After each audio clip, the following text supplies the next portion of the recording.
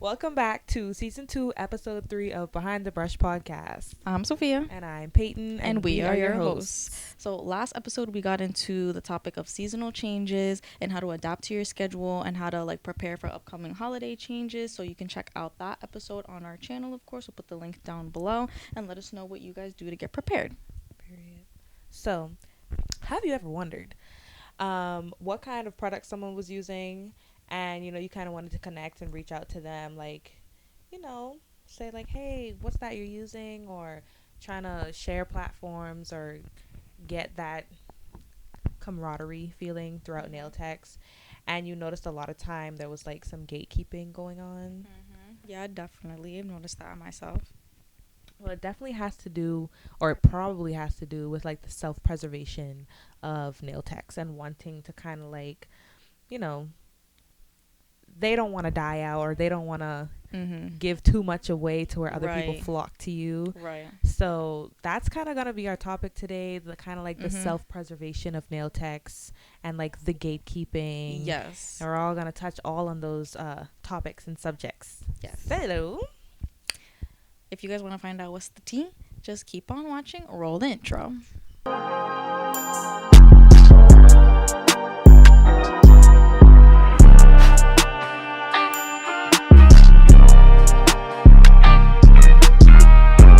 So, before we get started today, instead of nails of the week for us, because we are in a shame of nails right now, we are going to we both picked client nails of the week that we wanted to share with you guys. Yes. And it is October already by the time that we're filming this. Yes. So why don't you go first, if you don't mind. So the nails that I picked were some press-ons actually, that a client wanted. So we did oogie boogie. Yes. I always have a hard time saying that because I feel like I sound dumb. We got some oogie boogie. We got some oogie boogie nails, green and purple. Vibes. This is actually I think she got this picture from Nails from Dev, because There I you think go. she did a set like this. So shout out Nails by Dev. Yes. We got the inspo from you. So I really like doing this set. It was really fun, honestly. Nice. So yes. yeah. And so for me, also I did Halloween themed nails. We did what I call these the mother spider nails vibes. With purple tones. My client let me pick. She always lets me pick pretty much. So Freestyle I queen. picked purple tones, blue tone glitter. I actually used this spider gel for the first time. So that's what we got on ring finger and the pointer finger. And it was super cool. I really like it.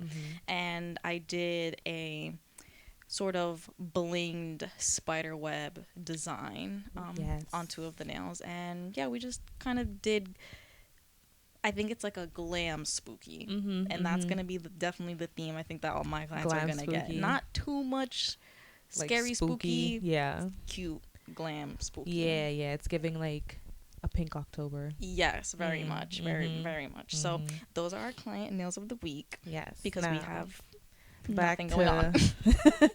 back to this this bitch that has something to say about me. Miley, what's good now? No violence. But on a serious note, let's talk about the self-preservation of nail techs, and sometimes why the nail community itself can be a lonely place. Yeah. It's lonely at the top. Definitely.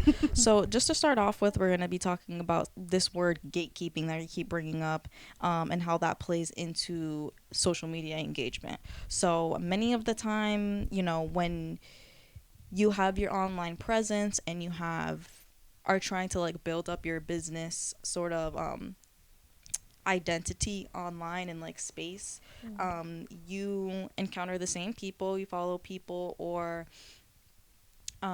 you personally know someone, right, and you are connected to their network of people.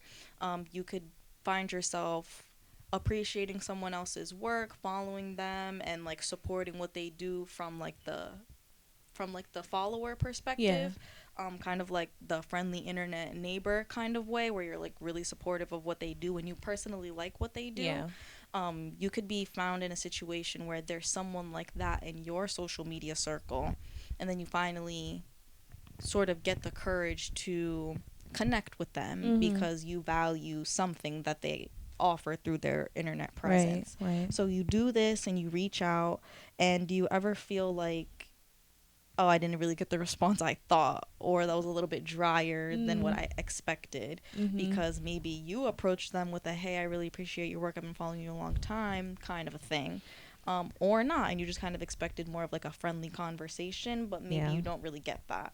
Um, People can definitely hold back on things that they feel like is unique to them, or something really at the end of the day that they've worked a long time to get to, so they kind of want to keep that to themselves. Mm-hmm. But if you've experienced something like this, that's what's going to be known as gatekeeping. Yeah. Yeah. And I've definitely like experienced like nothing like too extreme, like on the extremity end of like, oh bitch, you need to go learn Right. it yourself. But it's more like um like, oh, you got to put in the work, or you can like pay for my classes. Right. So it's more like they want you to pay for their knowledge essentially, Mhm. or you have to find your own way through the market or wherever you're going, Right. because they're like, well, I had to do it, so you got to do it too. Exactly. Like they put in all this work on their end. Mhm.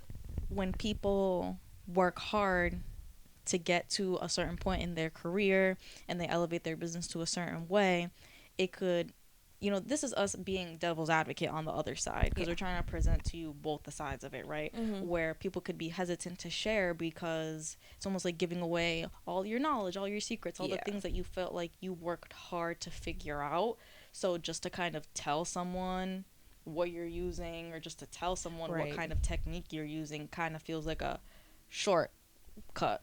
Like almost like, oh, I'm giving you our family secret recipe because you asked me. Because you asked and you're trying to cook. Right. So versus wanting them to figure it out, and I don't even think that's even negative. I think It could be like a when, tough love right, a situation. tough love, like it's almost better when you work on it Mhm. by yourself, but then it's that fine line of when does the support stop Mhm. and the negativity starts. Right, right, right, That's right. like the line of, I think, what gatekeeping, Mhm. when gatekeeping becomes problematic. Yeah.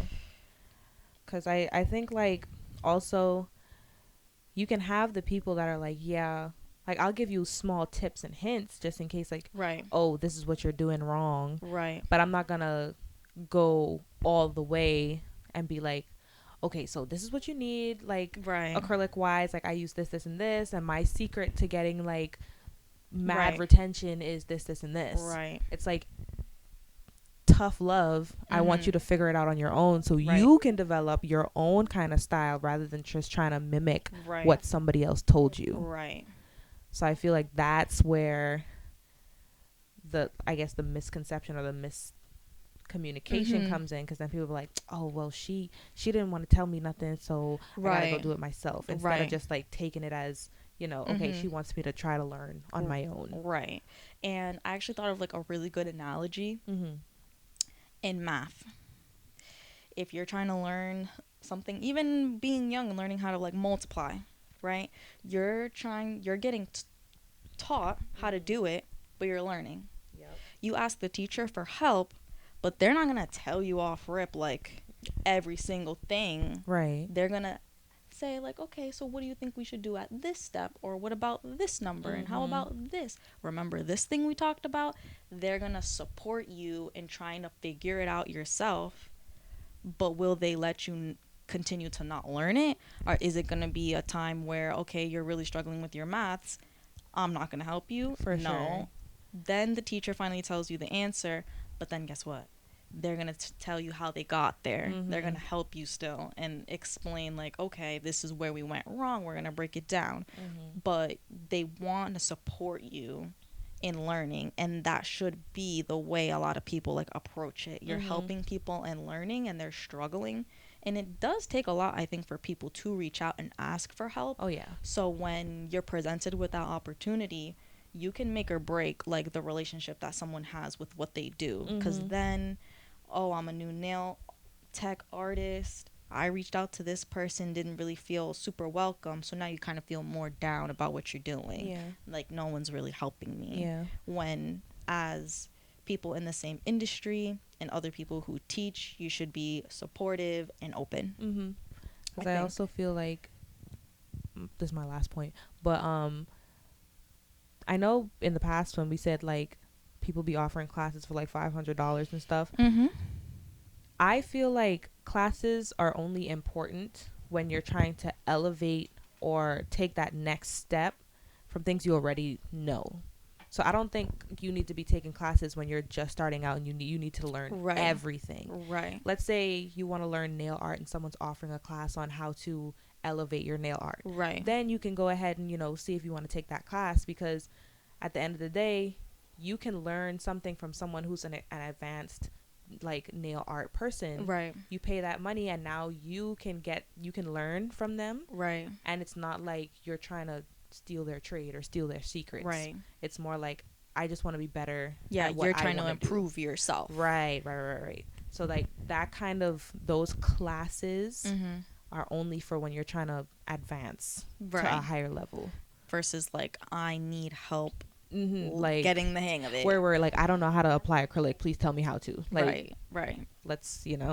Because also that step of learning also will adjust like your perspective on like what you're doing, because if the trial and errors don't motivate you, Mm-hmm. is this really like the right thing that you should Right. be doing, right? Like those beginning stages help you to figure out, I feel like, if you're on the right track of like your commitment to what this Right. is. Right. Because you do get frustrated when you don't get the hang of it, but something still, I think, like in your gut says we're going to keep going because I like this thing. Mm-hmm. And that's also too like the important part of like why you can't just skip steps, invest in yourself, thug it out per se, but Yeah. ask for help and be supportive of other people at Right. the end of the day.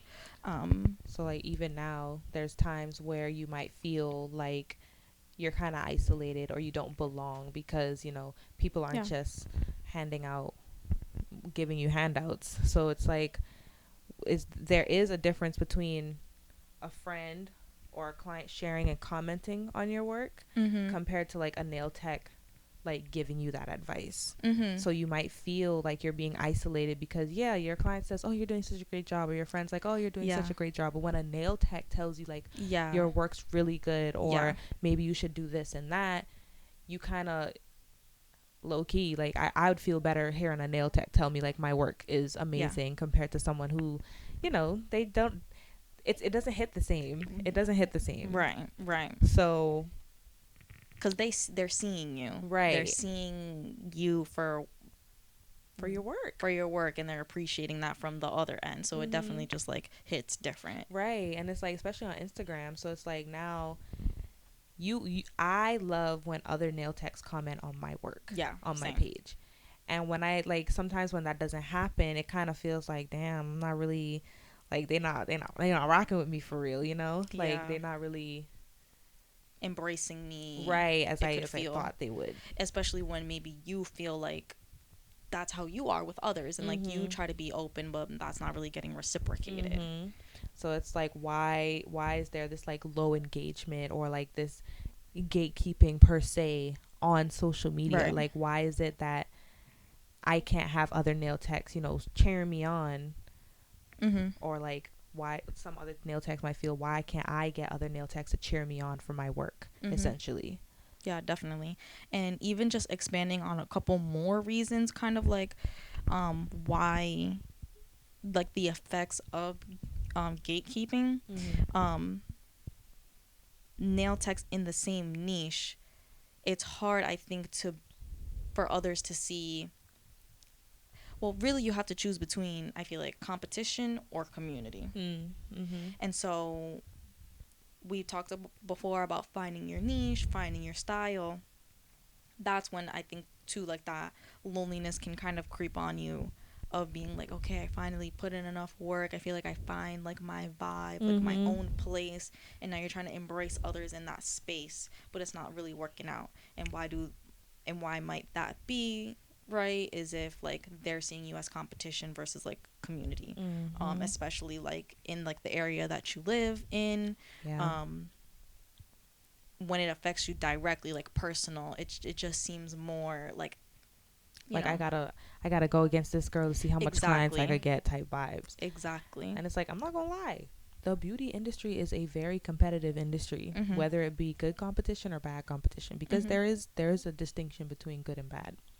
And I feel as if, like we talked about, not last episode, the first one, Mhm. nail techs are popping up everywhere. Yeah. Like nail techs, I can go on Instagram right now and type in Nails by. nails by, and it'll be mad nail techs in Providence or anywhere in Rhode Island, and you're like, it wasn't like this 5 years Mhm. ago. Mhm. So now with the spawning of all these nail techs, you kind of want to, sometimes you want to feel like you're the best in your area so you can bring all Right. those people in. Right. And you don't want to share nobody else's work on your page, because then Right. they might be like, oh, this person also does nails, let me Right. go check them out. Right. Because some clients are finicky, they'll hop from one Yeah. nail tech to the next. Yeah. And honestly, you have to be okay with that. Yeah, you do.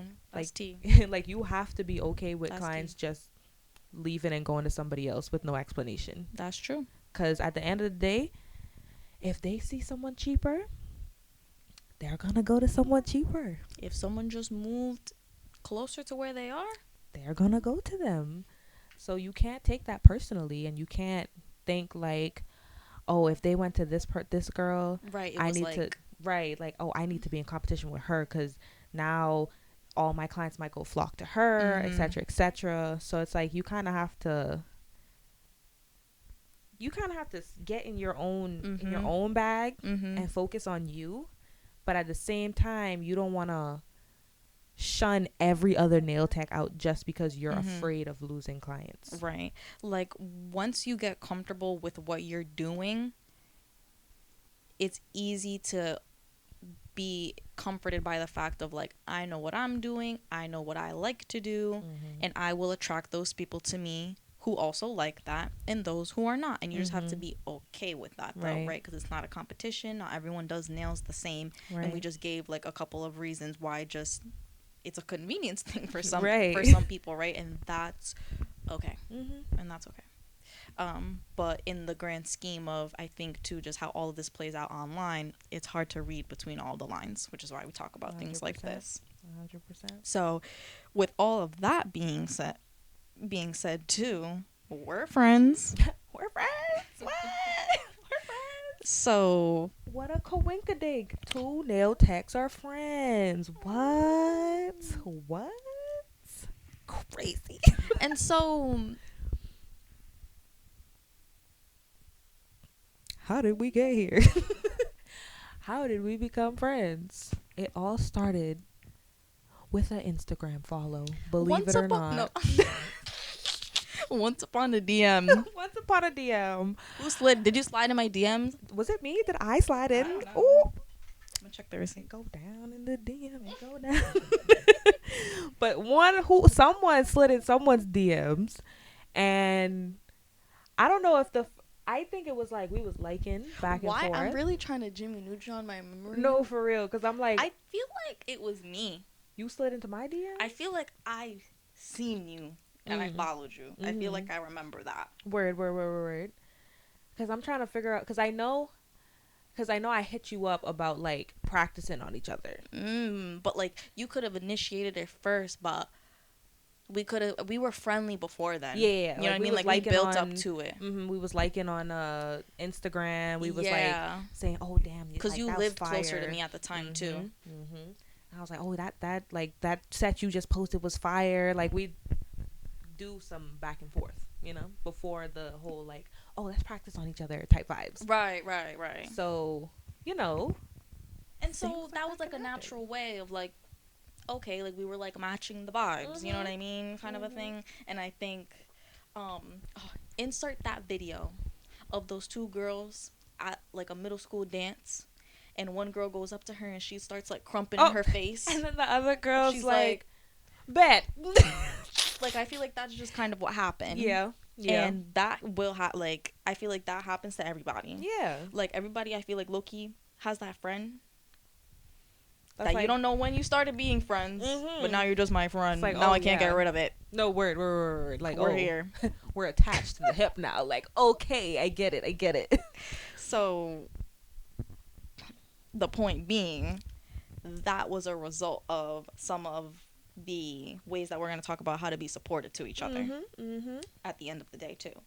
So, we're going to give you guys some ways on how to be a better nail tech for your community. If Yes. you feel like you want to engage more with your community and to also get that engagement back, how to maybe like open yourself up a little bit and just like engage like through online, because that's what Mhm. the ages that we're in these days, you know. Yes. And we also spoke in our previous episode, I believe, about being more relatable through online Yes. and how breaking down those barriers of your online perception can really change things. So Mhm. we're about to get into some of the ways that you can engage like in a positive way, Yeah. because Yeah. we got a hashtag spread the love. So, another quote from Um, Soph. Okay. we gotta make a Okay. shirt. That's what I'm saying. Quotes from Soph. That's Quotes from Soap. quotes from Soph.